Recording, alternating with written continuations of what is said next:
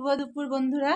তো দেখো দুপুরে বেশ স্নান টান করে নিয়েছি। তো তোমাদেরকে দেখাই আমার কাজটা হয়ে গেছে, তো কাজটা দেখাবো। তো কাজটা কেমন হয়েছে খুলবো এবার। সকালে কাজে বসেছিলাম, আমার হসপিটালে যাওয়ার কথা ছিল, তো যাইনি কেন আমার ননদ রান্না করে ভাত নিয়ে গেছে। তো আমিও রান্না করেছি, তো ফোন করে বললো আমি নিয়ে যাচ্ছি, তোমাকে আর নিয়ে আসতে হবে না। তো আমি আর যাইনি, আমাদের ও চলে গেছে। কেননা বাড়িতে কেউ নেই, ঠাকুর আছে, পুজো দিতে হবে। এমনি আমাদের বরজ টরজ আছে, হনুমান চলে আসে অনেক, বেগুন গাছ টাছ আছে। তাই বলি রাত্রেবেলার দিকে যাব, তো এতবেলা আর যাইনি। তো যখন বাড়িতেই আছি বেকার কি করব, ঘরের কাজ টাজও অনেক হলো, আমার কাজটাও উঠে গেল। তো কাজটা হয়ে গেছে, তোমাদেরকে দেখাই আর কি কি রান্না করেছি দুপুরে সেটাও দেখাই। চলো দেখো কাজটা এবার খুলবো।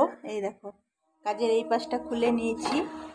এবার পিছন দিকে, কাজের পিছন দিকে মানে সুতো বেরিয়ে যায়, সেগুলোকে কাটবো, কেটে এবার কোথাও কিছু বাকি আছে নাকি দেখবো, দেখে তারপরে দিয়ে আসবো। আবার কাজ নিয়ে এসেছি, সেম কাজ, সেটাকে আবার টাকবো।